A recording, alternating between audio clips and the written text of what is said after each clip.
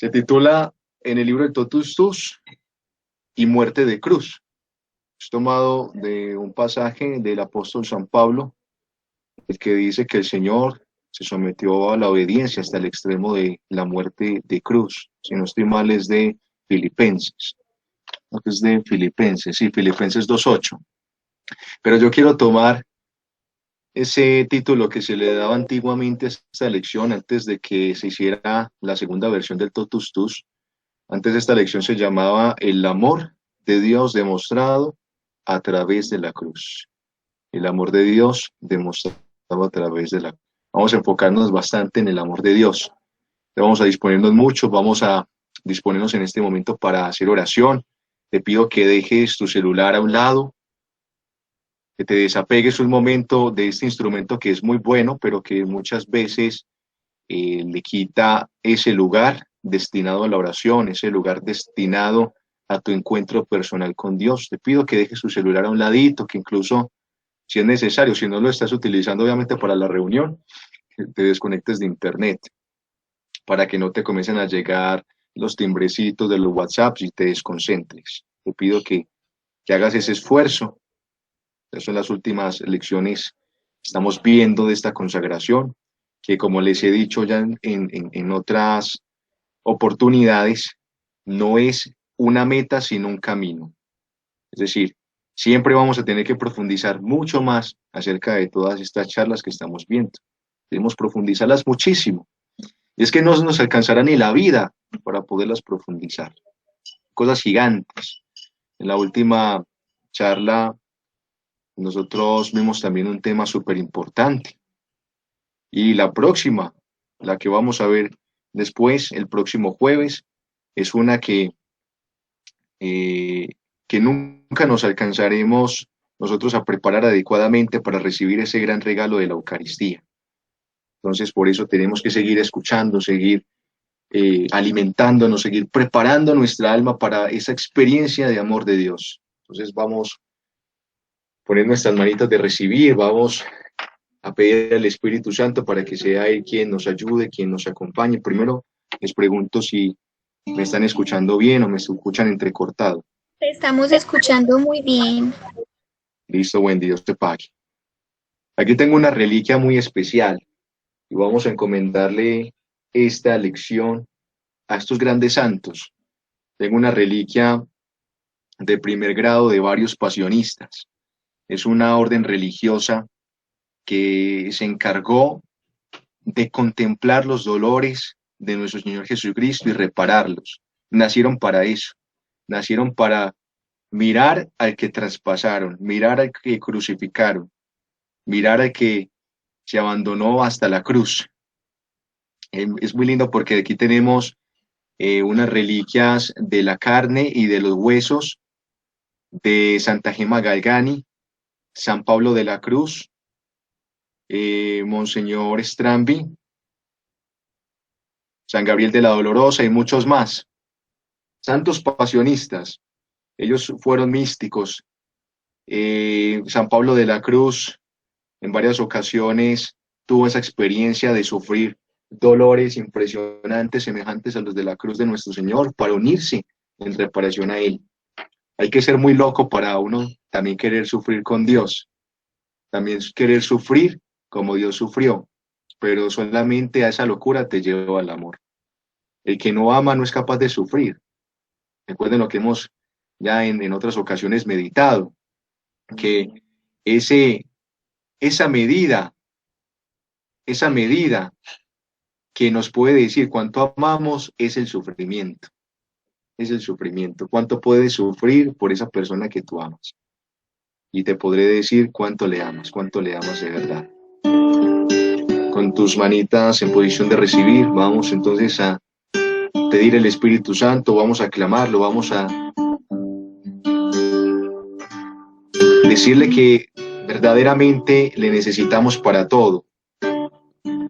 Sin Él estamos incapacitados completamente. Sin Él no funciona nuestro corazón. Es solamente contemplar las penas del infierno. Saber que un hombre hecho a imagen y semejanza, un hombre al que se le dio la capacidad de amar, un hombre que se le dio un alma bonita, hermosa, que en algún momento quizás le dijo a una persona te amo y lo hizo de todo corazón. Esa persona hoy en día se encuentra en el infierno, sufriendo eternamente en el infierno, y en el infierno ya nadie es capaz de amar. En el infierno ya nadie es capaz de amar, y es una realidad que están sufriendo muchas almas, como le mostraba la Santísima Virgen María a los pastorcitos de Fátima, una lluvia como candela de fuego que cubría aquel valle de tinieblas, el infierno. Por eso separarnos de Dios es comenzar a sufrir el infierno desde ya, es comenzar a sufrir el infierno desde esta tierra. ¡Qué tristeza! ¡Qué locura separarse de Dios! Por eso vemos tantas almas que están huecas por dentro, tantas almas que solamente les hace falta un abrazo, un te quiero de verdad, que les hizo falta amor de papá, amor de mamá, amor de sus hermanos. Vamos a pedir al Espíritu Santo, que sea Él quien nos dé ese calor en el corazón, que nos prenda de fuego de celo apostólico, que nos dé la gracia para conocer, pero no ese conocimiento que hincha, sino ese conocimiento que se usa para ayudar a las almas a llegar a Dios, para poder seguir el camino de la verdad, la verdadera ruta que te lleva a la santidad. Ven, Espíritu Santo, ven por medio de la poderosa intercesión del Inmaculado Corazón de María, tu amadísima esposa. Ven, Espíritu Santo, cierra tus ojos. Ven por medio de la poderosa intercesión del Inmaculado Corazón de María, tu amadísima esposa. Dilo con confianza, sabiendo que Él te llama hijo, sabiendo que Él te llama hija, sabiendo que Él quiere habitar en ti, que tú eres su templo, que Él quiere dignificarte, que los ángeles admiran tu alma cuando le ven a el Espíritu Santo habitando en ti y se postran en reverencia y de adoración.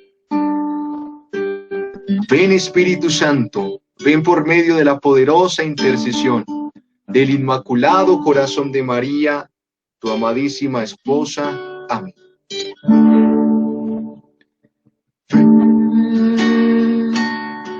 Ven y derrámate en este lugar.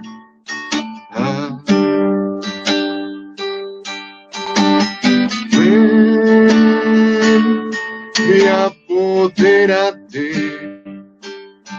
de todo mi ser.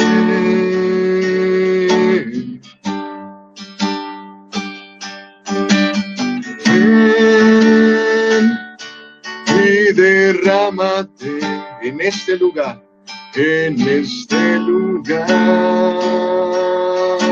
allí donde te encuentres. Ven, apodérate de todo mi ser. Nuevamente, ven y derrámate. Ven y derrámate en este lugar.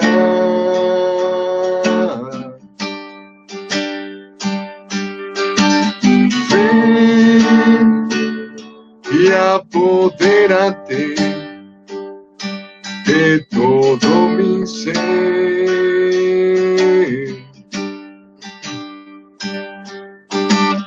Ven, derrama tu gracia, que no me haga falta nada, tan solo tu espíritu y tu amor. Ven y derrama tu gracia. Ven derrama tu gracia, que no me haga falta nada. Tan solo tu espíritu y tu amor. Gracias, Espíritu Santo, por habitar en nosotros. Gracias por tu don inefable, por tu amor. Ven, Espíritu Santo, a cubrir los vacíos de nuestro espíritu. Ven y apodérate de nosotros, cual posesión completa. Apodérate de nuestra voluntad, Espíritu Santo. A ti te la damos, a ti te la ofrecemos. Queremos que tú seas quien mire por nuestros ojos. Queremos que tú seas quien ame a través de nuestro corazón. Ven, Espíritu Santo, sobrenaturaliza todo lo que somos, todo lo que hacemos. Ven, Espíritu Santo, y glorifícate. Ven, Espíritu Santo, para que podamos reparar a Jesús. En esta noche le contemplamos crucificado. Ven, para que podamos entender el amor de Dios, para que sepamos que ese amor se demuestra con clavos y con cruz, con flagelos y con madero, con incomodidades, con lágrimas, con sudor y con tristeza. Ven, Espíritu Santo, amor inefable, amor incomprensible. Ven a amar por este corazón que muchas veces se queda quieto, que muchas veces parece que ya no pudiera latir. Ven, Espíritu Santo, nos entregamos a ti, nos abandonamos. Tú eres nuestra esperanza, nuestra salvación. Gloria al Padre, al Hijo y al Espíritu Santo, como era en el principio, es ahora y siempre, por los siglos de los siglos. Amén. En el nombre del Padre, del Hijo y del Espíritu Santo. Amén. ¿Quién como Dios? Nadie como Dios. Y después de Dios, nadie como María. Nadie como María. Es una gracia muy grande estar en esta hermosa iglesia, a pesar de tantas cosas que nosotros podemos estar viendo en estos días, a pesar de la historia también de la iglesia, en la que nosotros comprendemos que esta iglesia está conformada de pecadores. Recuerdo una vez un protestante que se convierte al catolicismo, movía a mucha gente, se llama Fernando Casanova, que decía que si tú quieres pertenecer a una iglesia inmaculada, una iglesia impecable, pues en el hecho de que tú entres a esa iglesia ya la hace pecadora, ya la mancha. Entonces no busques una iglesia en la que nadie peque, busca la iglesia de Cristo, busca la iglesia de Cristo, porque nunca vas a encontrar esa iglesia donde nunca nadie peca. Todo lo contrario, todo lo contrario. Los que se creen más santos son los que más pecan, los que más ofenden a Dios. Los que se creen, no los que son. La misma Sagrada Escritura dice, el justo peca 7 veces, pero el que se cree santo no repara por sus pecados, piensa que en todo le agrada a Dios, y era lo que Jesús tanto criticaba a los fariseos. Ese es un problema también de la doctrina de los testigos de Jehová. Los testigos de Jehová dicen, nosotros somos santos y somos salvos. Entonces, imagínate, si tú quieres corregir a un testigo de Jehová, te va a salir con las Sagradas Escrituras y te va a decir, mira, es que San Pablo decía que los que pertenecen a la iglesia, a la verdadera iglesia de Dios son santos. Entonces yo me considero santo. Pero es una forma diferente, como nosotros lo comprendemos desde la Iglesia Católica, que es la verdadera doctrina, que cuando el apóstol San Pablo decía que somos santos es porque hemos sido bautizados y porque somos injertados en el cuerpo de Cristo. ¿Quién como Dios? Nadie como Dios. Voy a cuadrar un poquito la lamparita. Por aquí, voy a ver un poco más. Bueno, muchachos, entonces como les había dicho, vamos a enfocarnos mucho en el amor de Dios, en el amor de Dios. reflejado a través de su pasión. Yo recuerdo que nosotros tuvimos también la gracia en el primer bloque de ver unos fragmentos de la película de la Pasión de Cristo, pero nosotros no la hemos visto completa. No es así, nosotros no la hemos visto completa, ¿cierto que no? Entonces, acá pues el Totus Tus nos recomienda que nos veamos la película completa.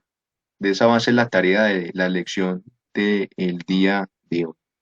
Vamos a vernos la película completa, pero la vamos a hacer en oración, la vamos a hacer un espacio bien lindo, ojalá podamos eh, tener de pronto un crucifijo ahí a la mano, podamos tener una velita, podamos tener, bueno, organizamos de pronto un altarcito y ahí proyectamos la película, la vemos en un clímax de oración, la hacemos mientras que vamos tomando la camándula y vamos haciendo Ave Marías para que esa película nos toque bastante.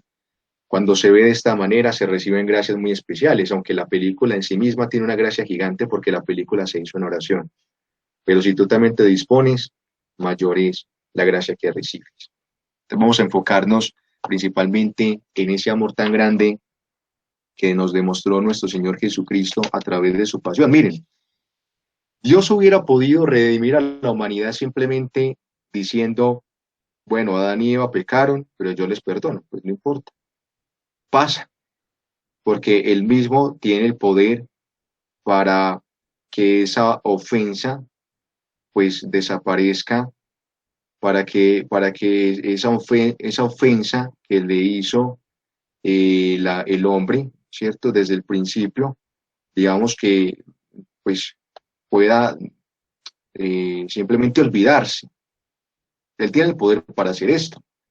Pero si él hubiera hecho las cosas de esta manera y no hubiera suplido la divina justicia, hubiera sido un mal que nos hubiera hecho a nosotros. ¿Por qué? Porque el hombre tiene que aprender a reparar, porque si nosotros no hubiéramos conocido las consecuencias que tiene el pecado, entonces nos hubiéramos vuelto peores. Si nosotros ahora en la humanidad vemos tanto pecado, con los ejemplos que Dios nos ha dado, imagínense si Dios no hubiera dado el ejemplo de redimirnos a través de la cruz, de haber sufrido tanto por nosotros, de habernos demostrado de que el pecado realmente es una cosa grave. O sea, cuando Él nos demuestra que la justicia es importante, que cuando nosotros desobedecimos, era necesario reparar, Él nos estaba haciendo un bien a nosotros. Él nos estaba haciendo un bien a nosotros.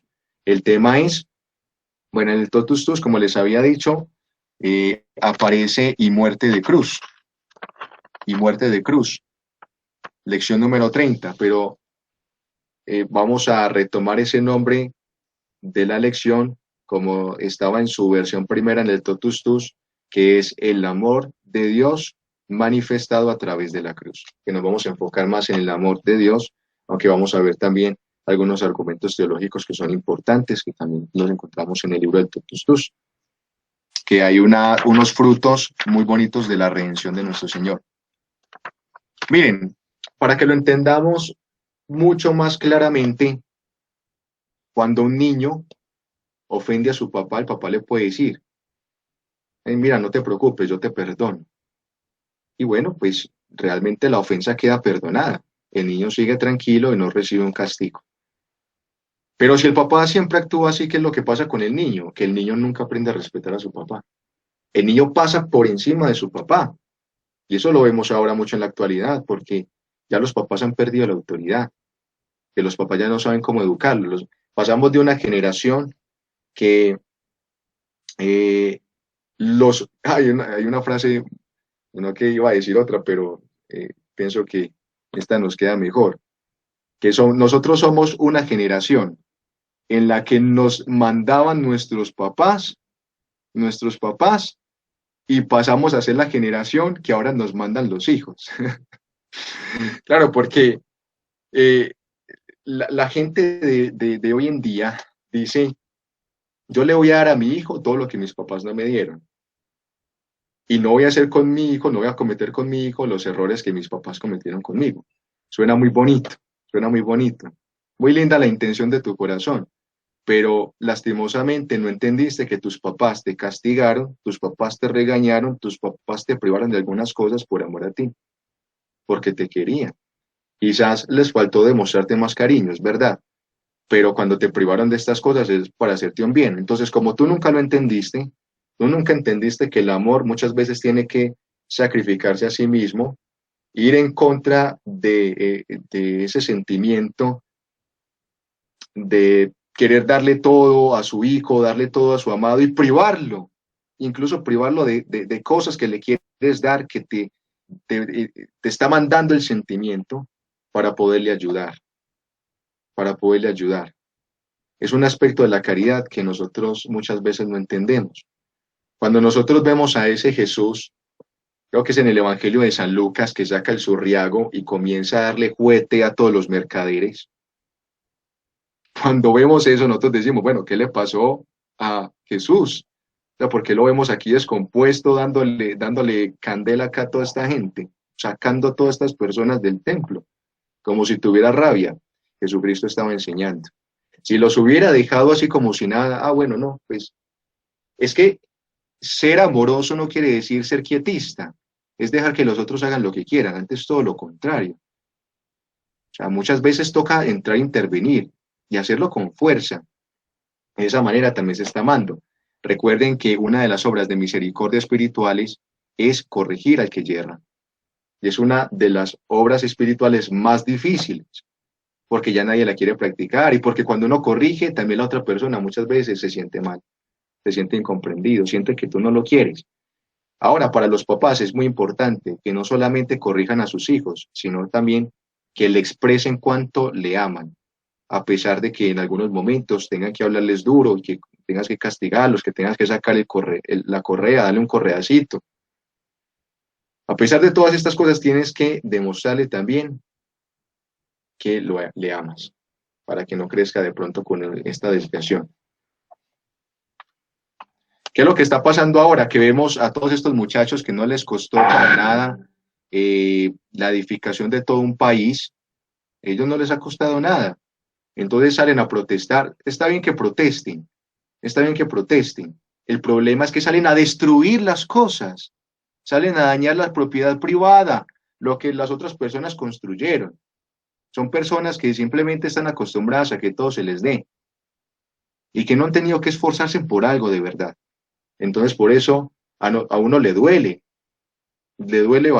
bastante ver cómo están volviendo a las calles, cómo están rayando el CAI, cómo lo están prendiendo, cómo están haciendo todas estas cosas. Listo, que se manifiesten. Es normal que en un país democrático hayan personas que piensan diferente, que hagan sus manifestaciones, pero ¿por qué destruyendo lo que no les pertenece?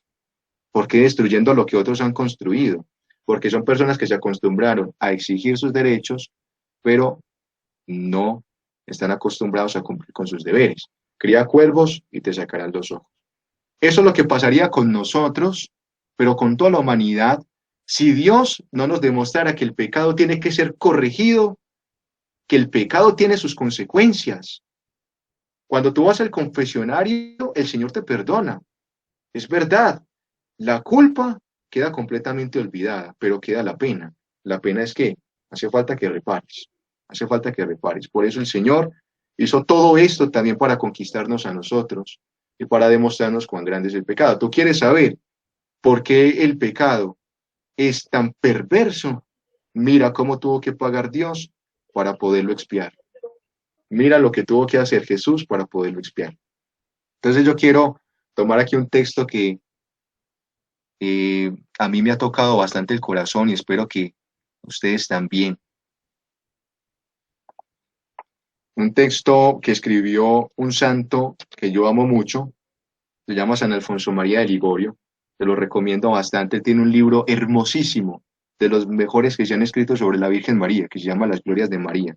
Es pequeñito y es delicioso de leer, donde él hace puras alabanzas a la Santísima Virgen María, cuenta muchas historias y da también argumentos muy fuertes y contundentes para ser un verdadero devoto de la Santísima Virgen María. Ese hombre es muy impresionante porque cuando él ya estaba pues muy viejito, entonces sabe que a los viejitos se le comienzan a olvidar las cosas. Ya está muy viejito, entonces tenía como Alzheimer. Y llegaban los que le cuidaban y le comenzaban a leer un librito, un librito de la Virgen María. Entonces, ay, él era extasiado con ese libro. Y cuando se lo terminan de leer, entonces él dice, qué hermosura, qué belleza. ¿Quién escribió ese libro? Y entonces le decía que le estaba leyendo, lo escribiste tú. Ah, imagínense pues, lo escribiste tú. Ese santo es impresionante. Dice así, un esclavo, por sus delitos, fue condenado a muerte por un rey. Puesto en la cárcel, entre cadenas esperaba temblando el momento de ser conducido al patíbulo. Pero el rey tenía un hijo único que era toda su delicia. Oh, pues esta comparación tan increíble. El rey tenía un hijo único que era toda su delicia.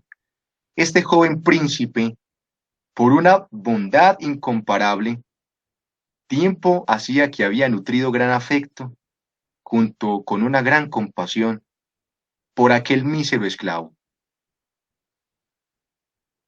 Habiendo conocido el estado infeliz en que aquel se encontraba, ya próximo a ser ajusticiado, fue invadido por tal dolor, por tan tierno y piadoso amor, que presentándose ante su padre y arrojándose a sus pies con lágrimas y suspiros, le suplicó que perdonara el mísero esclavo y que revocara la terrible sentencia. Era un condenado a muerte. El padre que amaba inmensamente a aquel su único hijo, fue presa también él de un profundo e inaudito dolor en lo más íntimo de su corazón, y dirigiéndose a su hijo le dijo, oh hijo mío y delicia de mi corazón, grande es mi pena por haber sido obligado a condenar a muerte a aquel culpable esclavo, y tú bien conoces las inevitables exigencias de mi tremenda justicia. Y es que los reyes tenían que hacer justicia, pues a su manera, ¿sí? Tenían que hacer justicia porque si la justicia peligraba en alguna parte de su reino, comenzaba a peligrar en todo el reino. Si no se le daba una enseñanza, una lección a ese esclavo miserable, entonces todos los otros dicen, el rey no tiene poder, el rey no tiene autoridad, el rey tiene mano blanda y su reino comienza a salirse de control. Por eso el padre dice, las inevitables exigencias de mi justicia, más porque se le ha ofendido a él. Además de eso, también por el bienestar de todo su reino. Tú sabes que yo no puedo, sin gran deshonor mío, dispensarme de exigir una satisfacción digna de mi majestad ultrajada. Y la satisfacción puede venirme solo de la muerte del culpable, pues se necesita que mi justicia sea satisfecha. Esto se entiende, esto se entiende cuando nosotros comprendemos que la dignidad, entre más alta sea la dignidad de una persona, más grandes son las exigencias de reparación. Es decir, cuando yo ofendo a una persona que es igual a mí, aunque estoy ofendiendo a una persona que tiene dignidad, no es tan grave la sentencia, no es tan grave la sentencia. Pues, incluso pues, ahora nosotros podríamos de pronto verlo reflejado en la justicia que tienen los países. Entonces, si tú matas a una persona, pues tienes que pagar cárcel, pero no te van a matar también. No van hasta el extremo de condenarte a muerte porque tú mataste a una persona.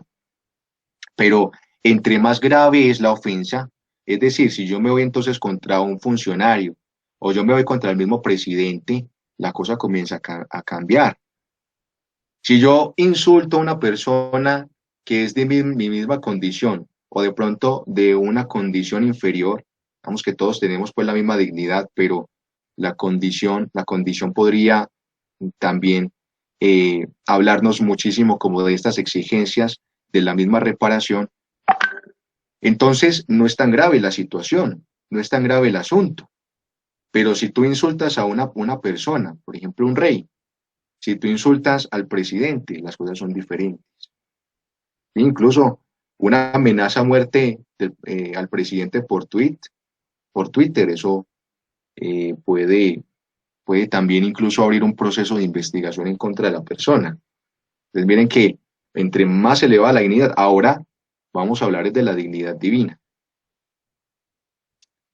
Padre mío amantísimo, replicó el joven príncipe, es tiempo ya de que yo os manifieste que mi amor por ese esclavo es tal y tanto que yo no puedo resistir ante el solo pensamiento de su condena. Ah, tan gigante. Por tanto, oh Padre mío, ya que vuestra justicia no puede revocar la terrible sentencia, yo os pido una gracia, pero vos, Padre mío, prometedme que me la concederéis. Hijo mío, agregó el rey, yo empeño mi palabra de que, con que no me pidas lo que pueda lesionar mi justicia, cualquier otra gracia te la concederé. Empeñada así la palabra del padre, el hijo, rompiendo en lágrimas de amor, le dijo, escuchen esto tan impresionante. Padre mío, Padre y Señor mío, aceptad a otra víctima y dejad libre al esclavo. Otra víctima, exclamó el padre, otra víctima. Oh, hijo mío amadísimo, para poder yo aceptar otra víctima en lugar del culpable, esta debería ser no otro esclavo, no ser cualquiera, sino una víctima digna de mi majestad ofendida. Uno igual a mí. ¿Quién podría reparar solamente una ofensa a un rey? Alguien con sangre real. ¿Y de dónde encontrar a esta tal víctima? Dice el hijo. Heme aquí, padre, esta víctima soy yo.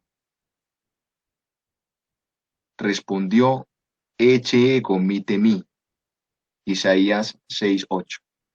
Mandadme a mí a la muerte. Muera yo y viva el esclavo. Esta es la gracia que os pido y que habéis empeñado vuestra palabra en concedérmela. Oh, momento tremendo. El rey no puede retirar su palabra. Su justicia no puede evitar el tener una satisfacción y queda obligado a aceptar el cambio y lo acepta. Pero el generoso hijo no está aún satisfecho y le pide a su padre otra gracia más. Y le pide, Padre mío, en este momento no podéis negarme nada. Yo os suplico que al esclavo culpable no solo lo perdonéis de corazón, sino que además lo toméis y lo recibáis como hijo en lugar mío, y lo hagáis partícipe en todos los bienes de vuestro reino y heredero de los mismos. El rey padre está vencido, traspasado por el dolor y profundamente conmovido, concede todo al hijo, el cual inmediatamente, despidiéndose de su padre y rey, se encamina a la prisión de su esclavo. Miren qué cosa tan impresionante. San Luis de Montfort también, en el libro de la sabiduría eterna y encarnada, dice que es en ese momento en que Jesucristo, en que el Hijo, en ese momento no estaba encarnado todavía, a Cristo nosotros lo comenzamos a llamar en el momento en la historia en que se encarna en el vientre de la Santísima Virgen María. Sí, porque Cristo comienza a existir en el tiempo. Existe desde la eternidad como Hijo, pero en el tiempo existe como Jesús. E incluso por medio del ángel se le da el nombre y se llamará Jesús. Asimismo obedece San José y le pone el nombre a su hijo. Te llamarás Jesús. Muy bien. De ahí comenzamos nosotros a hablar de Jesús, pero desde antes, el mismo Cristo dice, antes de Moisés existía yo. Antes de Moisés era yo. Está hablando de su persona divina. Está hablando del Hijo, eternamente procedente del Padre. Esto es una cosa que yo también quería aclararles a ustedes en la charla pasada de la encarnación. Es importante que para que nosotros entendamos la teología, lo que dice nuestra iglesia, porque, por ejemplo, ustedes se podrían encontrar con evangélicos unitarios. ¿Y ellos qué dicen? Que no hay tres personas, sino una sola persona que se manifiesta de tres maneras diferentes. Entonces eso puede ser confuso. Uno dice, pero ¿por qué tienen que haber tres personas? Tres personas es como decir que hubieran tres dioses. No, lo que dice nuestra doctrina es un solo ser divino, un solo ser divino. Pero dentro de ese ser divino hay la capacidad de solo Dios verdadero. Tres personas, no tres dioses. Tres personas, un solo Dios verdadero. Cuando de pronto se les presente a ustedes una persona que habla de la unidad de Dios, que es una sola persona, también como los testigos de Jehová que dicen que solamente Yahvé, solamente, bueno, le dicen Jehová, solamente Jehová, y que Jesucristo no es Dios, entonces ustedes pueden preguntarles a ellos, ¿por qué nosotros decimos que el Padre es verdadero Padre? Entonces ellos dicen, porque pues tuvo a Jesucristo. Ah, tuvo a Jesucristo, muy bien, pero ese Jesucristo es hombre y es hombre como nosotros también somos adoptados, pero entonces cuando nosotros nos llamamos hijos de Dios, eso no pasamos a ser, a tener, a poseer, a pertenecer a esa naturaleza divina, sino que simplemente somos adoptados, pero se adoptar una mascota, como se adopta un perrito. Cuando nosotros nos llamamos hijos de Dios, como lo dice nuestra doctrina católica, es porque nos hacemos partícipes de la divinidad de Cristo. Por eso podemos ser llamados hijos de Dios. Participamos de la naturaleza divina, participamos, no es que la tenemos, no es que nosotros somos divinos, sino que participamos de la naturaleza divina, por eso podemos ser adoptados, pero porque Jesucristo es verdadero Dios. Si Jesucristo no fuera verdadero Dios, entonces el nombre de Padre que se le atribuye a Dios también es un título, no es un nombre de verdad. Es simplemente un título, una manera muy linda como se le llama, pero él no es Padre de verdad, no es Padre verdadero. Estamos negando la paternalidad de Dios. Eso es lo delicado también de los unitarios y los testigos de Jehová. No le podemos decir Padre a alguien que no es Padre de nadie. Ah, es creador, sí, nosotros le llamamos creador.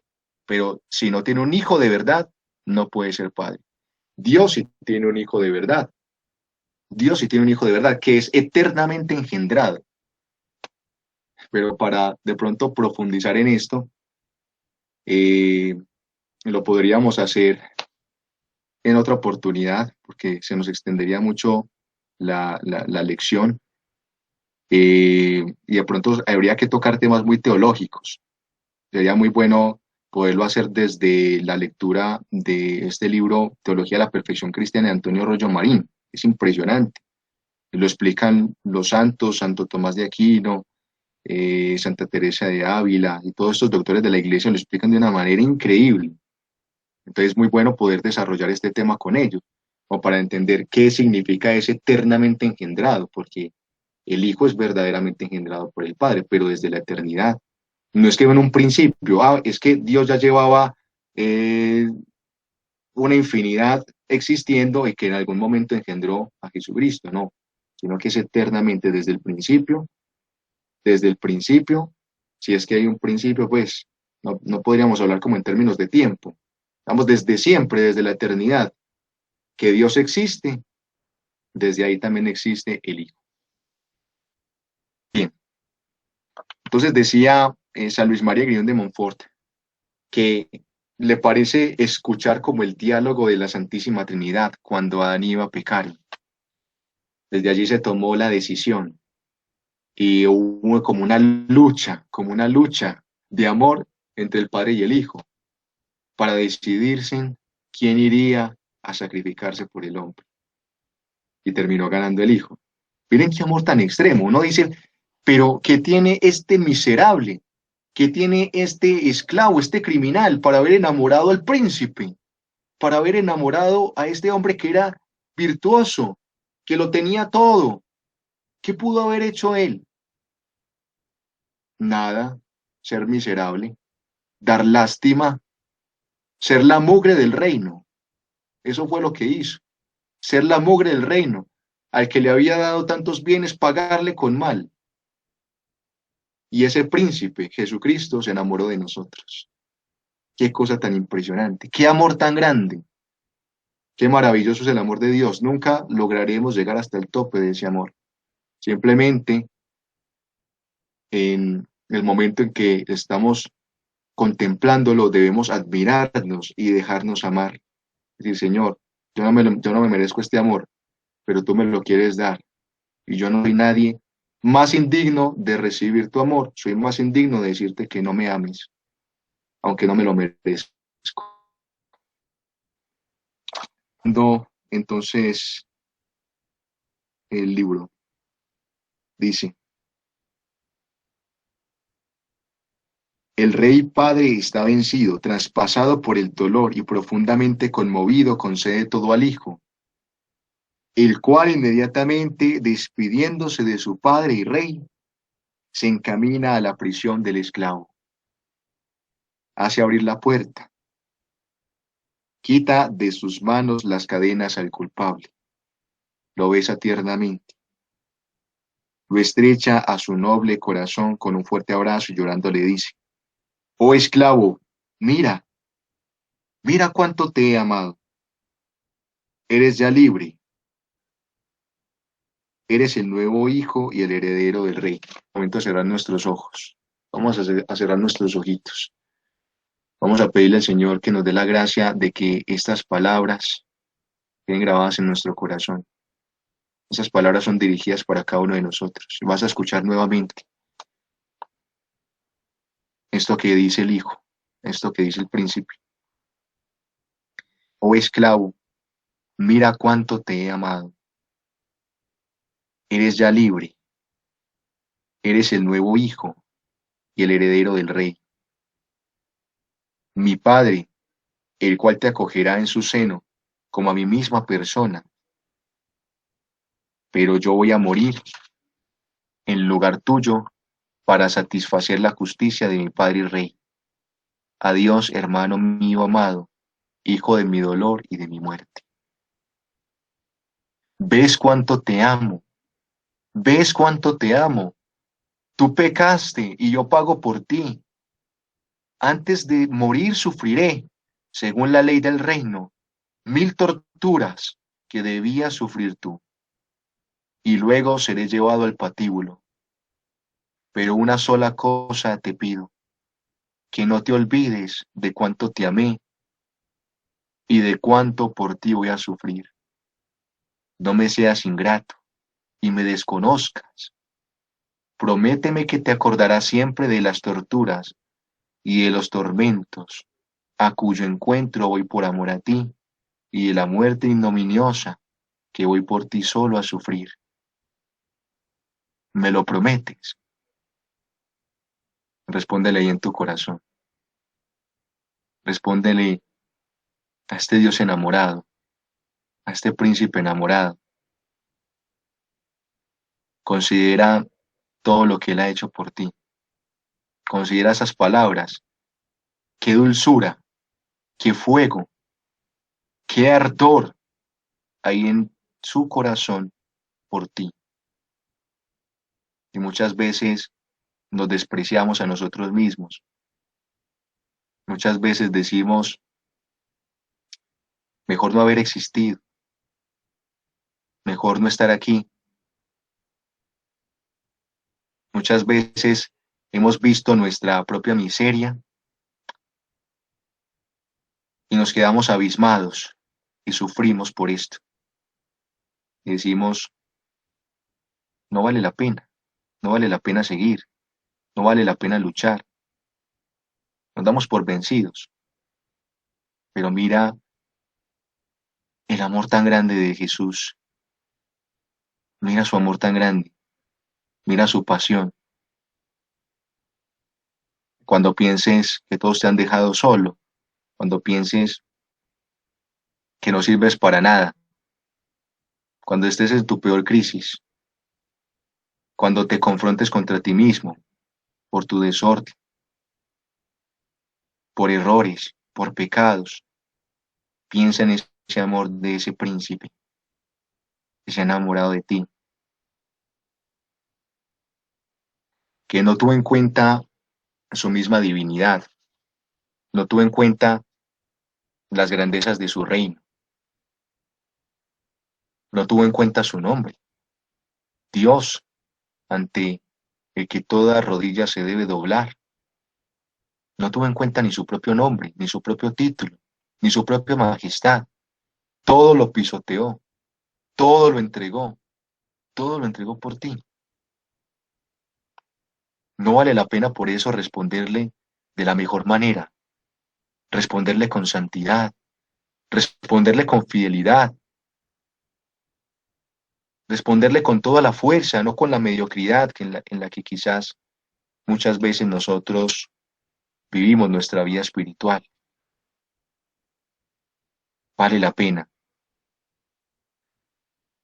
Seguramente que arrojándote a los pies de tan enamorado príncipe, en medio de un diluvio de lágrimas, y hubieras dicho: oh generoso e inapreciable príncipe, nobilísimo corazón, rico de inefable bondad y caridad, que habéis encontrado en mí para amarme hasta este exceso.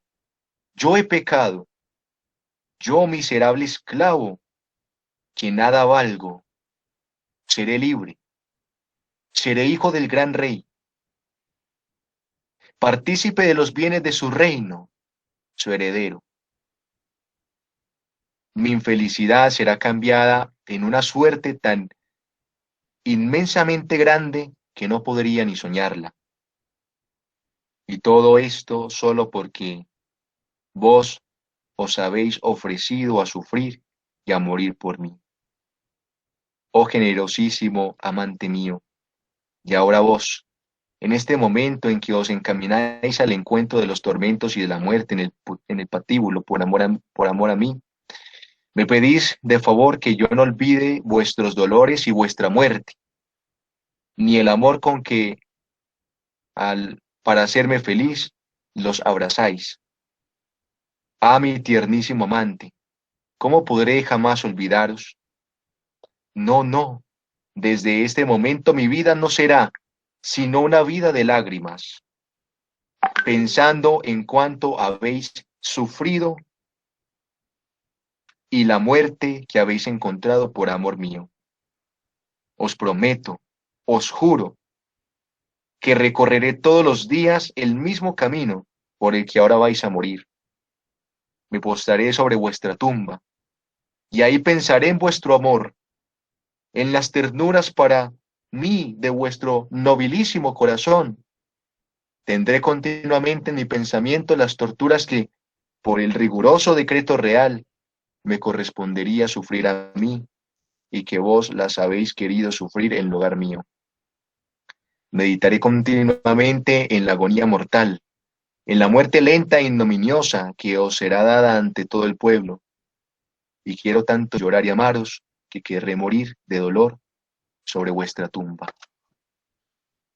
Yo te invito en este momento que te dispongas para orar.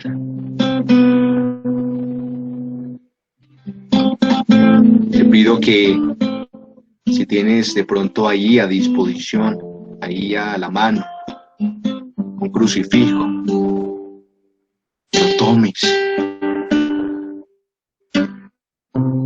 lo estreches en tus manitos, sientas la forma del cuerpo de Jesús, pases tus manos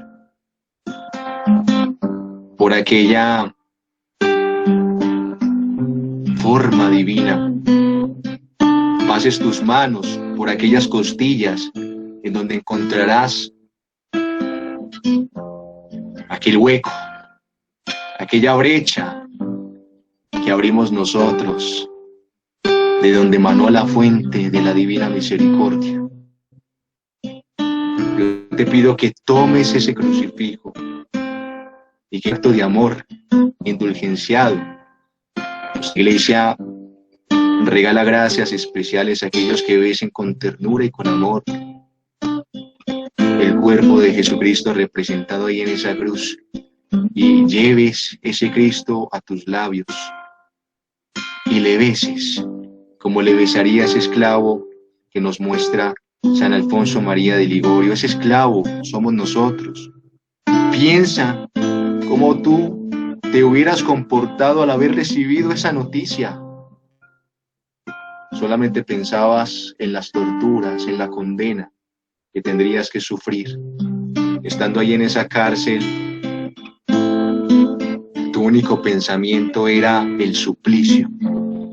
Y nunca te imaginarías que alguien pudiera hacer un acto de amor tan grande por ti. Pensabas, esto es lo que me merezco. Eso es lo que yo debo dar y pagar por mis muchos pecados. Pero hemos recibido la buena noticia. Hemos recibido la noticia de que, aunque somos dignos del infierno, hay alguien que ha dado su sangre y su vida, el único que puede pagar, el único que puede redimirnos, el único que puede restaurarnos. Y no solamente restaurarnos, sanar el corazón, sanar nuestra alma de la inmundicia que Satanás hace allí. Mira ese crucificado, mira esa cruz. Deberíamos en este momento tener la resolución de cada instante, de cada día de nuestras vidas, contemplar esa cruz, así sea en el último momento de tu día, en el instante que te vas a dormir, tener un crucifijo cerca de ti, un crucifijo quizás debajo de tu almohada, tomarlo, besarlo, abrazarlo. Hay muchos hombres que un día se acuestan a dormir y al otro día simplemente no amanecen. Qué dicha para nosotros que el último instante de nuestras vidas, si nuestra muerte fuera semejante, hubiéramos podido besar aquel crucifijo del que hemos recibido esa experiencia inefable de amor. Hemos sido amados hasta el extremo, hasta el extremo. Si quieres de pronto buscar un amor comparable al de Jesús, no lo hallarás. No lo encontrarás. En ninguna parte encontrarás a alguien que haya sufrido así por ti. Entonces, ¿por qué tanto amor a las criaturas? Entonces, ¿por qué tantos apegos? ¿Por qué somos fanáticos de tantas personas que no han hecho nada por nosotros? ¿Por qué tanta idolatría en nuestro corazón? No es solamente Jesús quien merece toda la fuerza, toda la potencia del alma para ser amado. Y solo en Jesús.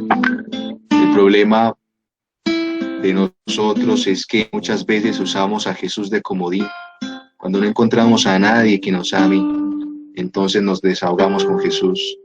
Pero apenas llega esa persona que esperábamos, Jesús queda a un lado. Jesús queda relegado, Jesús queda en el olvido. ¿Sabes de qué trata la noche oscura del alma? Ha habido tantos santos, de que ellos se han dado cuenta de que Dios, de que Jesús es su todo. Y en esa noche oscura, Jesús se les esconde. Y esa es la tortura más grande que hay. Nosotros muchas veces sufrimos porque una criatura ya no nos ama, porque se fue, o porque hemos perdido de pronto algo que nos brindaba comodidad, o algo que nos brindaba placer. Por estas cosas sufrimos nosotros. Qué pobre es nuestro corazón.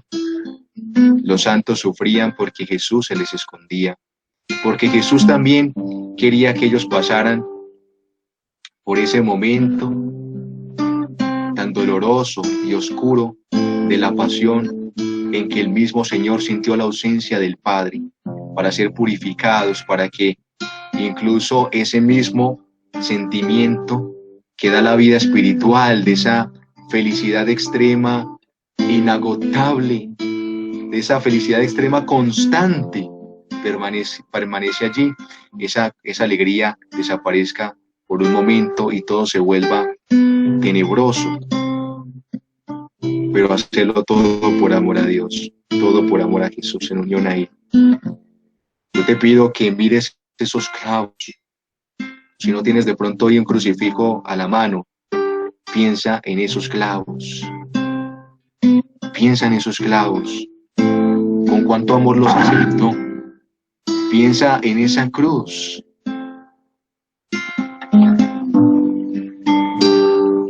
Piensa en esas llagas. Besa esas llagas. Mira esa corona de espinas. Mira esa flagelación. Mira su sudor, su sangre, su cuerpo embadurnado del pantano, del fango. Míralo, contémplalo. Recuerda lo que decía aquel mísero esclavo. Prometo, te prometo, mi amado, que mi vida solamente serán de lágrimas. Mi alegría será llorar sobre tu tumba, sabiendo lo que has hecho por mí. Gracias, Jesús, por este amor tan grande. Bendito sea, Señor. Danos la gracia de contemplar tu pasión, de vivirla, de consolarte, de entrar en tu presencia, Jesús, de la cual muchas veces nos apartamos y estamos en el desierto del mundo y de los placeres, pero cuán poco nos recogemos para estar contigo. Y aunque tú no necesitas nada de nosotros, vives tu eternidad como si toda dependiera de nosotros. Sufres por nosotros, nos miras, nos sigues, tocas la puerta del corazón, vienes buscando nuestra alma, mendigándonos amor, arrastrándote en el patíbulo ante el escándalo de los ángeles que se anonadan al verte allí tan humillado. Yo te invito en este momento a que le profeses tu amor a Jesús, así sea una palabra, una frase, pero algo que salga de tu corazón. Díselo a Jesús y dale un beso allí en aquella llaga que tú creas que le hayas abierto más. Quizás en esa llaga de los pies de Jesús, aquella llaga de su clavo que traspasó sus pies divinos, porque has huido tanto con mucha rebeldía de la divina voluntad. Quizás aquellos clavos de las manos, porque con tus obras has hecho mal. Quizás la corona de espinas, porque has juzgado, porque quizás has llenado tu pensamiento y tu alma de impurezas. Quizás el costado abierto de Jesús, porque te ha faltado amor, has sido muy frío, has sido muy colérico, muy iracundo. Piensa cuál es la llaga que más has abierto de Jesús y bésala, contémplala, ámale. Aprovecha este momento.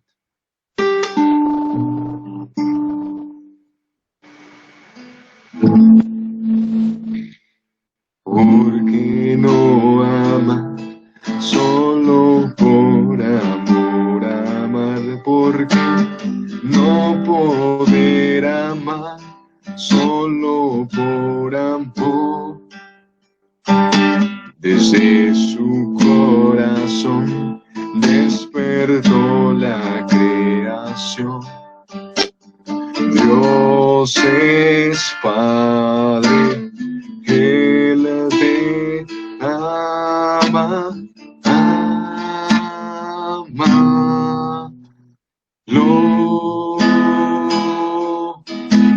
solo por amor.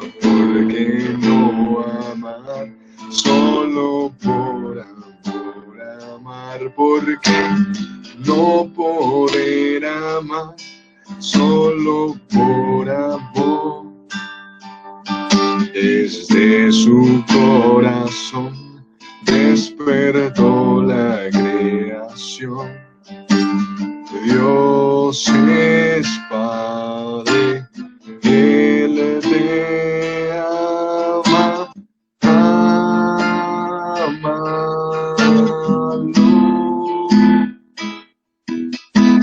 solo por amor.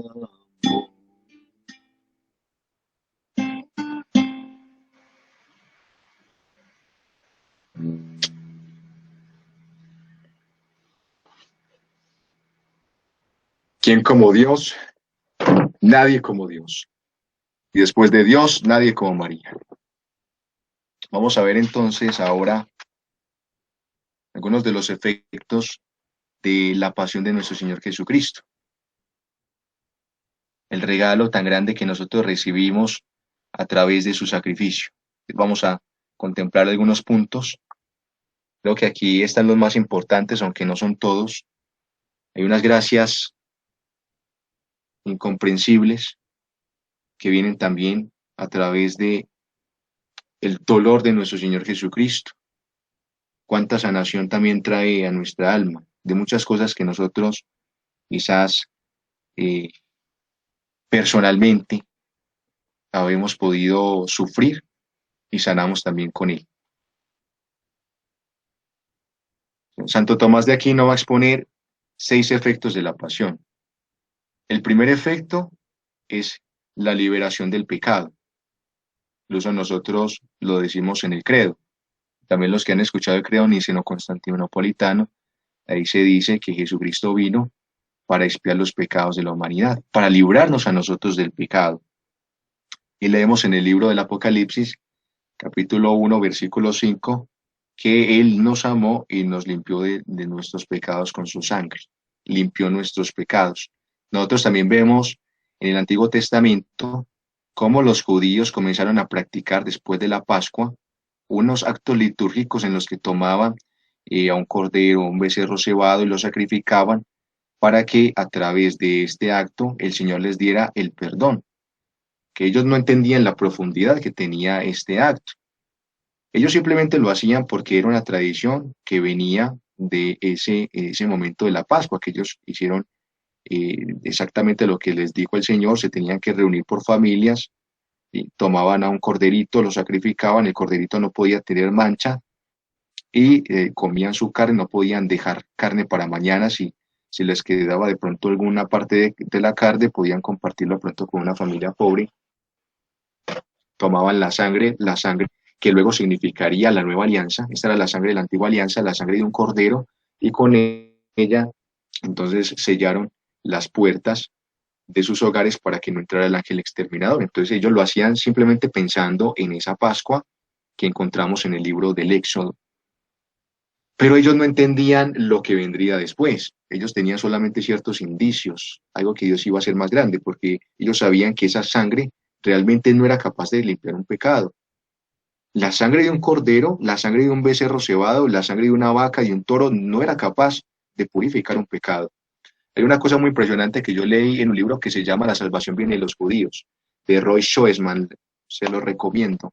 Es un librazo, porque te va a hablar de la experiencia de un judío que siempre, toda su infancia practicó el judaísmo desde la regla más ortodoxa, luego se alejó de Dios, pero luego recupera su fe ya con la Iglesia Católica, a través de una experiencia que tuvo con la Virgen María. Pues es una cosa maravillosa. Pero entonces él ya nos va a explicar más a fondo algunas cosas, algunos acontecimientos del Antiguo Testamento que nosotros, que no somos judíos, no entendemos muy bien. Entonces él decía algo muy impresionante.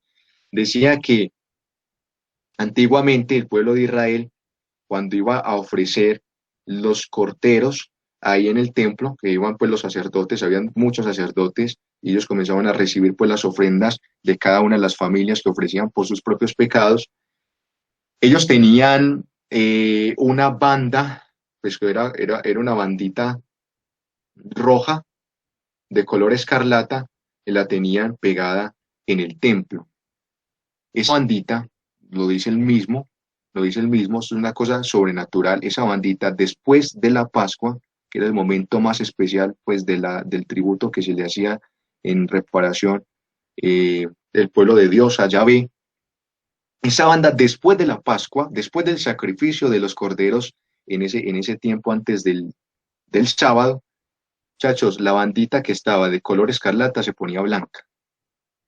No sé si ustedes han escuchado un pasaje del profeta Isaías que decía, así tus pecados sean rojos como el escarlata, serán purificados y quedarán blancos como la nieve. Se refiere también a esa banda que se mostraba pues milagrosa en ese momento. Entonces es muy teso porque dice Roy Schoeman que en el momento en que Jesucristo fue sacrificado, en ese mismo momento estaban matando, o sea, estaban celebrando la Pascua. Recuerdan que los judíos, especialmente los fariseos y saduceos, que eran los que habían entregado a Jesucristo a las manos de Poncio Pilato, ellos le estaban pidiendo, tenemos que bajar rápidamente a estos criminales porque ya va a empezar la Pascua y nosotros ya no podemos mancharnos con esta gentuza, ¿cierto? Entonces, por eso le pidieron a los soldados que los mataran, ya Jesucristo pues lleva 3 horas agonizando y los soldados fueron a quebrarle las rodillas a los criminales que todavía estaban respirando en ese momento para que ya no pudieran sostenerse y el mismo estado en el que permanecían, ¿cierto? Digamos, como por la presión de la misma gravedad, sus pulmones quedaban con una presión que no les permitía respirar. Entonces ellos morían de asfixia. Pero Jesucristo, cuando le iban a quebrar las piernas, pues ya lo encontraron, parecía muerto. Entonces lo que hizo Longinos fue tomar una lanza. Ellos tenían pues una manera de utilizar esa lanza, pero increíble, porque ellos tenían pues como una técnica para atravesar el tórax y destrozar el corazón. No fue una puntadita pues que le hicieron así, que hay veces a Cristo lo pintan como todo maquilladito. Eso fue que llegó Longinos con toda la fuerza y con la técnica de un romano que quiere atravesar un corazón y le partió, o sea, le atravesó toda la costilla hasta llegar al corazón. Entonces, imagínense cómo habrá quedado el corazón de Jesús, que hay veces que vemos unas imágenes como muy delicadas, ¿no? El corazón de Jesús explotó, o sea, por eso es que no quedó ni una sola gota de sangre en ese corazón. Sangre y agua salió y secretamente. En ese mismo instante, cuando Jesucristo moría, se escuchaba ya en el templo el sonido, el balido de los corderos, porque estaban celebrando la Pascua. Ya estaban comenzando a sacrificar, muchachos. Es una cosa que lo estremece a uno. O sea, la precisión, la exactitud, porque es que el orden viene de Dios. Entonces, Dios tenía ya todo lo que se había hecho en el Antiguo Testamento, era justamente porque quería que su hijo fuera entregado. ¿Recuerdan el pasaje del libro del Génesis en el que el Señor le pide a Abraham que sacrificara a su único hijo, a Isaac? Era un indicio de lo que iba a suceder después. Abraham en ese momento estaba representando a Dios Padre e Isaac a su hijo inocente. Incluso ni siquiera sabía por qué estaban subiendo a ese monte, a su hijo completamente inocente. Pero Dios le dice al ángel, haz que detenga su mano, porque ese no va a ser el sacrificio. Ese no es el sacrificio que yo quiero. Le perdonó la vida, pero no perdonó la vida de su propio hijo, como lo vemos acá también en esa comparación que hace San Alfonso María de Ligorio. ¿Cuánto amor tiene Dios por nosotros que sacrificó la vida de su hijo único?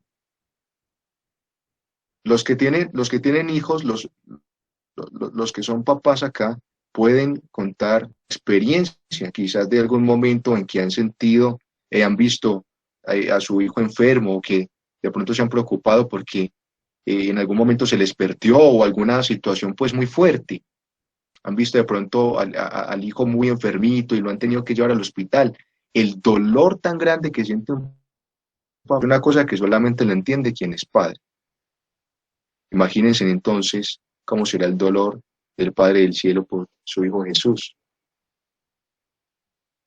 Una cosa increíble. Y la hizo por nosotros. Así, ¿quiénes somos nosotros? ¿Quiénes somos nosotros? Es lo que preguntaba tanto San Francisco de Asís cuando se quedaba contemplando en sus noches de éxtasis al Padre Celeste. Le decía, pero es que ¿quién soy yo? Por qué tú pones tu mirada en mí? O sea, el mismo amor de Dios es tan grande que te avergüenza. Tú sientes vergüenza de ti mismo, pero aún así Él se quiere dar. Es una cosa increíble. Entonces, lo primero es la expiación del pecado.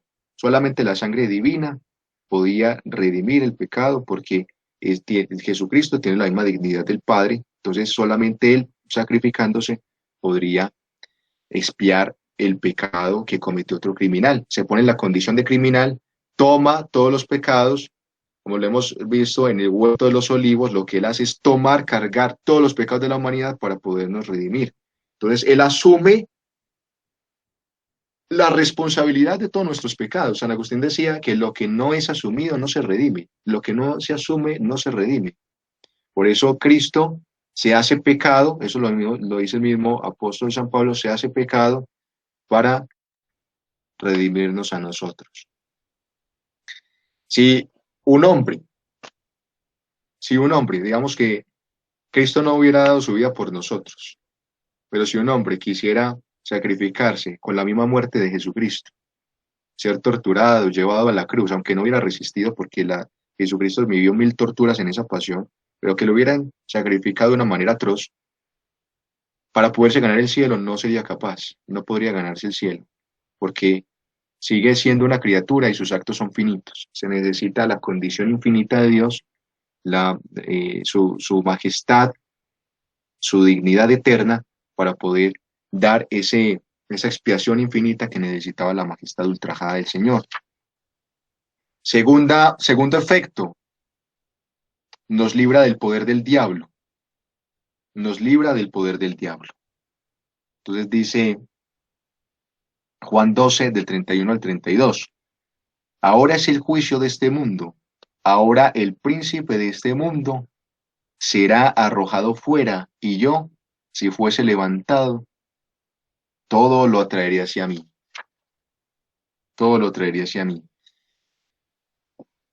Antes el hombre no podía ser liberado del demonio,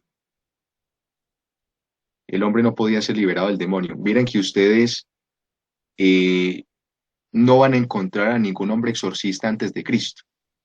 Ustedes pueden leer toda la Sagrada Escritura, el Antiguo Testamento, y no van a encontrar un solo exorcista, porque el hombre no tenía poder contra el demonio.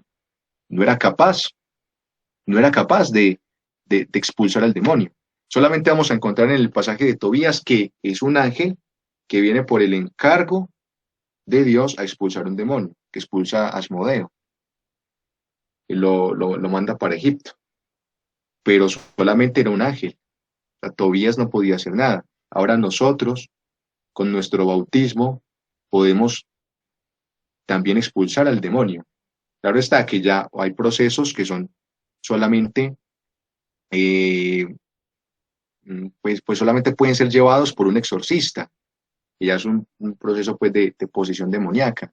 Pues el exorcista que sí tiene autoridad contra ese demonio, que ha tomado plena posesión de la voluntad de la persona, lo puede expulsar. Nosotros pues solamente podríamos ayudar con liberación. Y también nos podemos liberar no solamente, digamos, de una opresión en el cuerpo o de una opresión, digamos, en todo nuestro ser físico, sino también en el alma, del reinado de Satanás. Por eso nosotros decimos que Jesucristo es el nuevo Adán y María la nueva Eva. Lo que hizo Adán y Eva con el pecado, que entregaron a toda la herencia de sus hijos a Satanás, entonces Cristo lo conquista. Por eso el bautizado ya se hace hijo de Dios. ¿Sí? Nosotros nos podemos llamar los desterrados hijos de Eva, pero al ser bautizados ya comenzamos a tener una herencia diferente y nos llamamos hijos de Dios. Tercero, nos libra de la pena del pecado. Nos libra de la pena del pecado. Entonces, no solamente nos libra de la culpa, también nos va a librar de la pena del pecado. Dice Isaías 53:4. Él fue ciertamente quien tomó sobre sí nuestra enfermedad y cargó con nuestros dolores.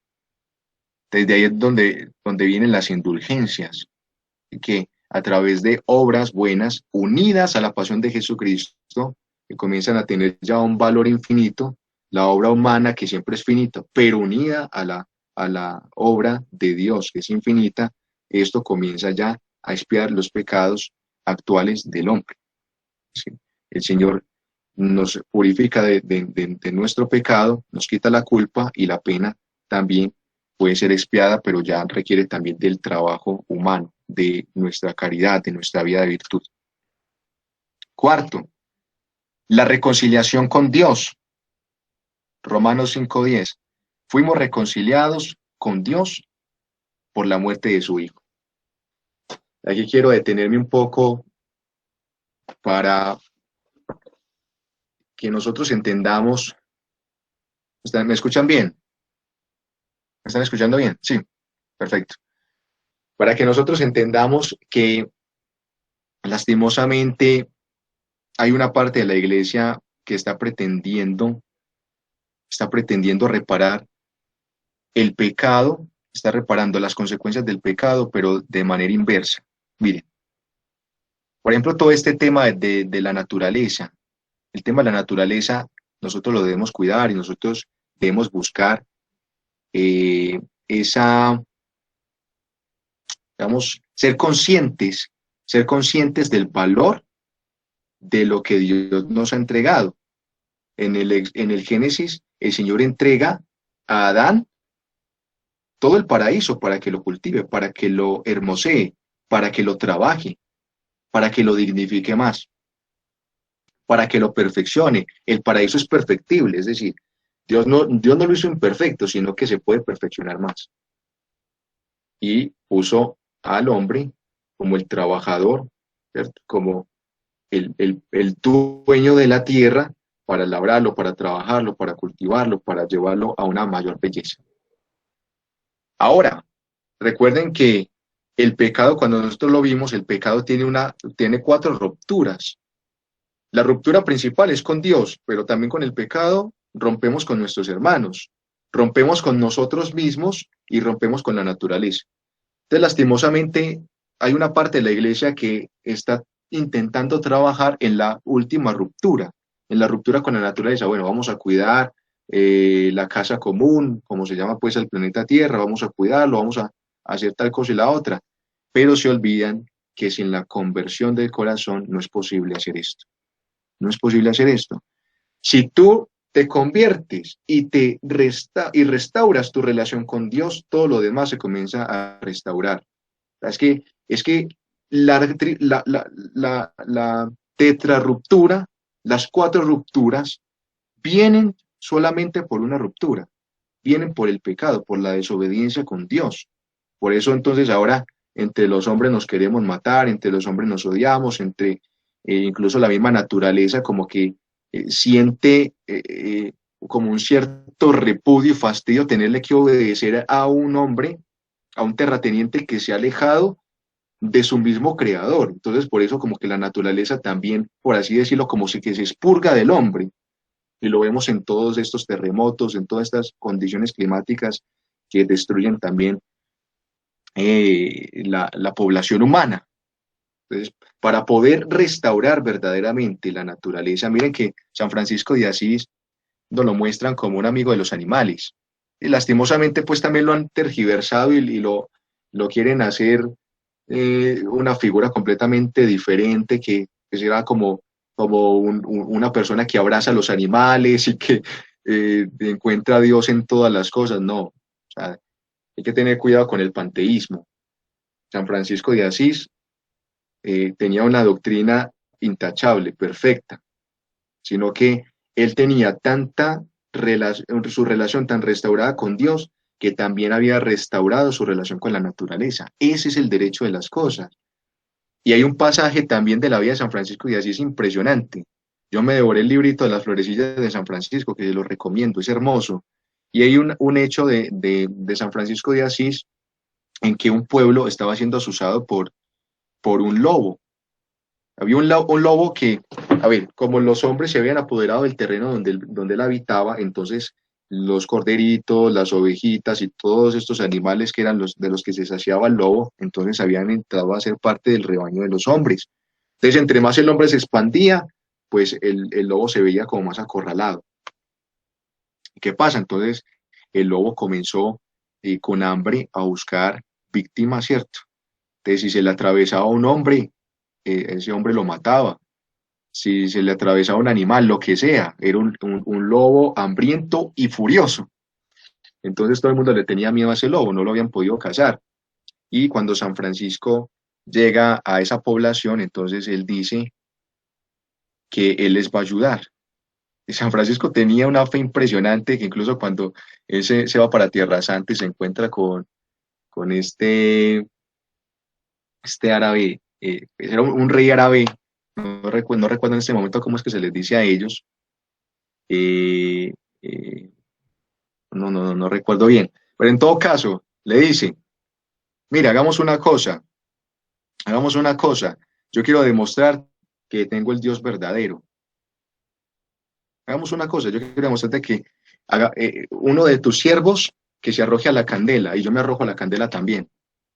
Y el que sobreviva, ese es el que tiene el Dios verdadero. Y luego le dijo, no arrojes a tu siervo, yo me arrojo solo. Yo me arrojo solo para demostrarte que mi Dios es el verdadero. O sea, una fe, pero increíble.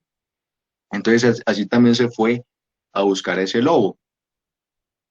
Y cuando se encontró con ese lobo, el Señor le permitió poder tener como una comunicación con el animal. Pero eso es un misterio porque pues uno pensaría que el animal no tiene pues como una capacidad para entender un diálogo, pero eso se cuenta en la historia, que San Francisco habló con el animal, con el lobo, y el lobo le entendió y le dijo que se había comportado muy mal, mejor dicho, ese lobo tuvo un acto de contrición perfecta en ese momento. Y entonces lo que le dijo a los pobladores es que siempre se encargaran de darle una comidita al lobo, o sea, que podían, como que en alguna parte le iban a dejar una carnita para que se pudiera saciar, que es que él se había vuelto malo por el hambre que tenía. Entonces el lobo prometió no hacerle daño más a los hombres y no hacerle daño tampoco al rebaño de los hombres. Entonces miren qué lindo es porque pues San Francisco de Asís es un símbolo muy fuerte de ese amor a la naturaleza, pero es un amor en Dios. El primero restauró su vida de pecado, el primero se convirtió y ya luego comenzó a restaurarse lo demás, el amor al prójimo, el amor hacia sí mismo y el amor hacia la naturaleza. Quinto, apertura de las puertas del cielo. Dice Hebreos 10:19. En virtud de la sangre de Cristo tenemos firme confianza de entrar en el santuario que Él nos abrió. Esto vamos a poderlo profundizar un poco más en la próxima lección, que vamos a hablar de la Eucaristía. Vamos a tener que tocar un poco más profundamente, vamos a tener que ahondar más la carta de los Hebreos, que habla cosas especiales acerca de la Eucaristía y del sacerdocio. Esa carta es hermosa. Se la atribuyen a San Pablo, pero hay otros que dicen que no, que fue un discípulo de San Pablo, porque habla un poco diferente, o sea, la escritura de la carta, pero está dentro de las cartas paulinas. Entonces, pues no podemos asegurar a ciencia cierta, perdón, que la carta la escribió San Pablo, que sí tiene la doctrina pues impecable. Sexto, la exaltación del propio Cristo.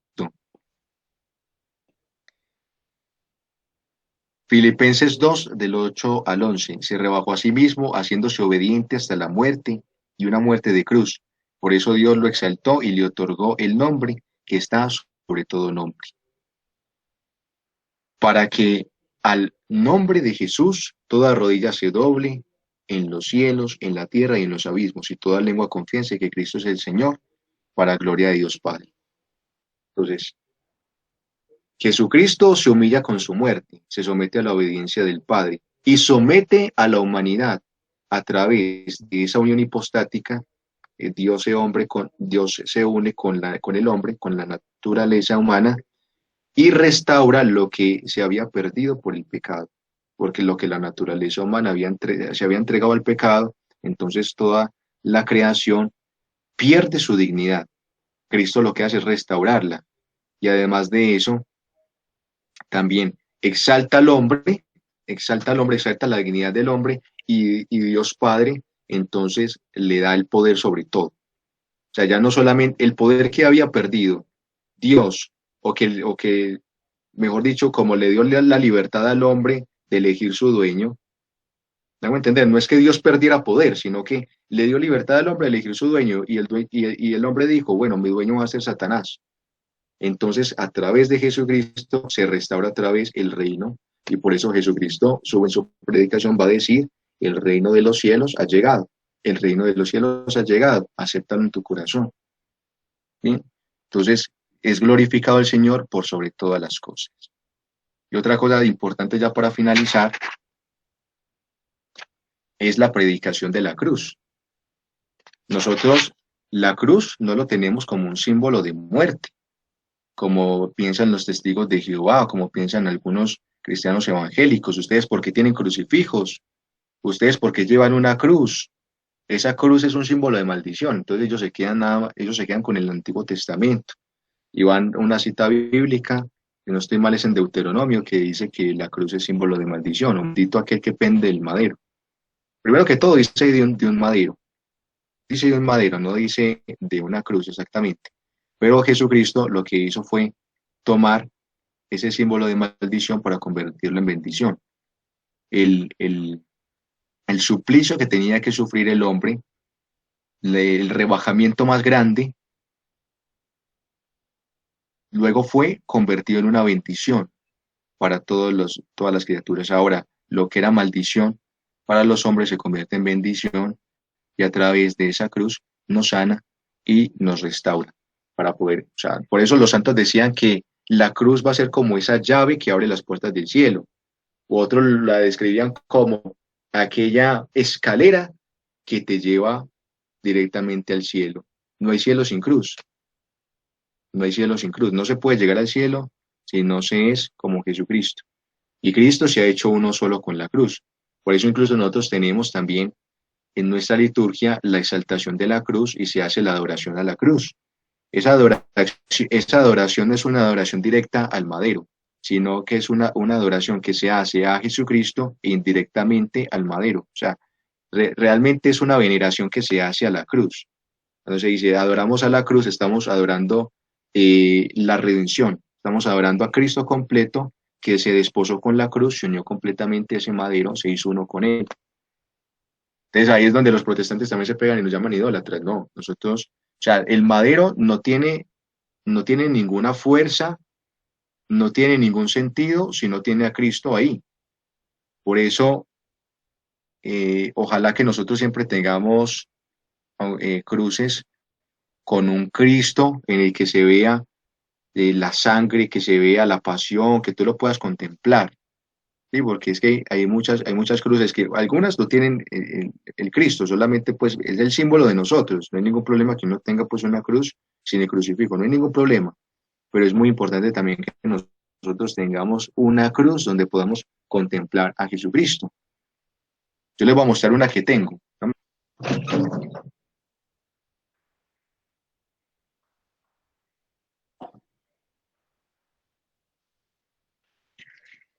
Este es un, este es un crucifijo que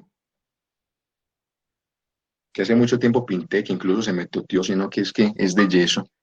Pero yo en este crucifijo he querido resaltar especialmente todo su cuerpo flagelado. Y esto meditando la pasión revelada por Santa Brígida, porque Santa Brígida decía que a Jesucristo en todo el cuerpo tenía golpes, espasmos, no había ninguna parte de su cuerpecito que no tuviera sangre, que no hubiera sido maltratado, en todo su cuerpo. Entonces, por eso se ve muy oscuro. Además que Jesucristo también, en una parte de la pasión, cuando lo están llevando desde el huerto, que lo toman y lo van a llevar al pretorio, él es arrojado a unas aguas estancadas. Él cae como una cloaca, incluso en la película de La Pasión, ahí lo retratan muy bien. Lo arrojan allí a esas aguas, entonces él queda todo enlodado, son aguas sucias que huelen mal, y él pasa así toda su pasión.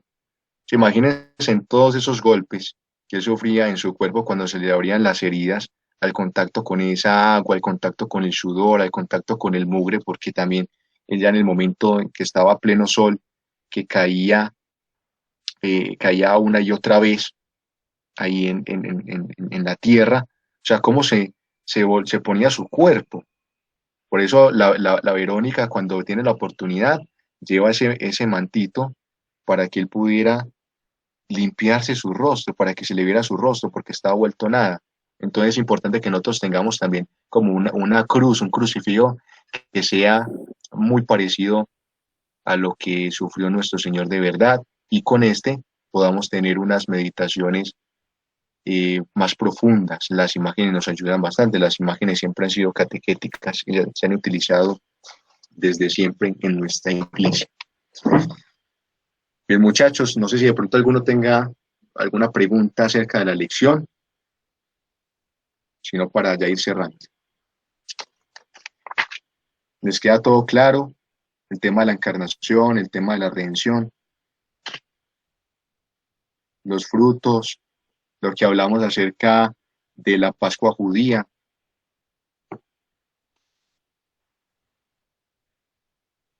Recuerden que la tarea es ver la película La Pasión de Cristo. ¿Cómo les fue con la tarea de la clase anterior? No sé si de pronto ya la hicieron. La de armar el mercadito, recuerdan, armar el mercadito, dárselo a una familia pobre.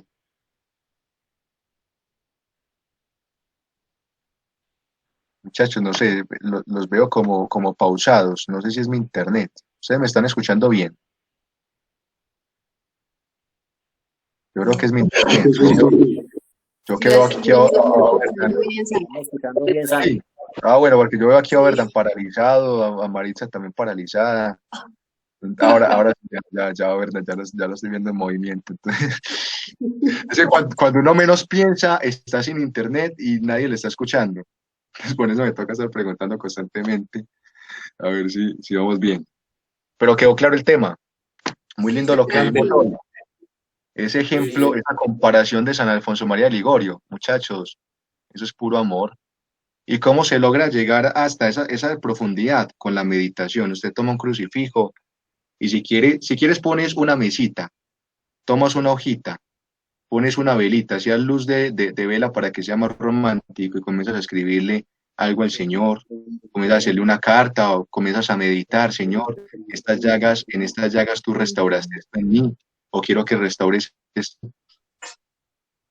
Y ahí salen cosas muy lindas. Uno se vuelve un poeta, simplemente contemplando la pasión de Jesús. Me dice: Dios mío, esto lo escribí yo. Claro, porque es que el amor te inspira. Entonces esa es mi invitación, a que tomemos por lo menos una vez al día, agradezcamos la pasión de Jesucristo. Ahora bien, si nosotros hacemos el Santo Rosario, y hacemos las oraciones del consagrado, que las hacemos todos los días, intentamos hacerlas todos los días con constancia, ahí estamos también agradeciendo la pasión de Jesús, pero tenemos que ser conscientes de lo que estamos diciendo, de lo que estamos haciendo. Entonces también les recomiendo que tengamos un crucifijo, lo podemos tener ahí en la camita, o de pronto en un nocherito, o ahí debajo de la almohada, para que antes de acostarnos besemos a Jesús y le expresemos el amor. ¿Quién como Dios? Nadie como Dios, y después de Dios, nadie como María. Ay, María. Bueno, no dejemos a San José atrás, y después de María, nadie como San José. Ay, José. Bueno, chicos, entonces vamos a terminar. La próxima lección va a estar, pero de rechupete. Vamos a hablar de uno de los temas que más me gusta, que es la Eucaristía. Ojalá que todos los que ya tengan la oportunidad puedan empezar a alistarse, en que ya pues las parroquias están abiertas, pero uno tiene que ser avispa completamente, porque son 50 personitas, eso se llena de una. Ya voy incluso hasta a la misa de 6 de la tarde, por eso no me puedo conectar al rosario. Estoy yendo a misa de 6 y eso ya estaba, pero así teteado de gente. Entonces uno tiene que procurar estar al día en esas inscripciones y que el domingo no nos falte, o por lo menos, si de pronto está muy difícil la cosa, el sábado entonces por la tarde que ya se comienza a vivir la vigilia para la misa del domingo. Vamos entonces a terminar. Hacemos un Padre Nuestro de María y Gloria, entregándole al Señor todas estas palabras, todo lo que hemos aprendido, que la Santísima Virgen María lo guarde en su corazón y que nos lo refresque a cada momento para que siempre lo tengamos presente. En el nombre del Padre, del Hijo y del Espíritu Santo. Amén. Padre nuestro que estás en el cielo, santificado sea tu nombre. Venga a nosotros tu reino, hágase tu voluntad en la tierra como en el cielo. Danos hoy nuestro pan de cada día, perdona nuestras ofensas, como también nosotros perdonamos a los que nos ofenden. No nos dejes caer en la tentación y líbranos del mal. Amén. Dios te salve María, llena eres de gracia, el Señor es contigo. Bendita tú eres entre todas las mujeres, bendito es el fruto de tu vientre, Jesús. Santa María, Madre de Dios, ruega por nosotros pecadores, ahora y en la hora de nuestra muerte. Amén. Gloria al Padre, al Hijo y al Espíritu Santo, como era en el principio, es ahora y siempre, por los siglos de los siglos. Amén. En el nombre del Padre.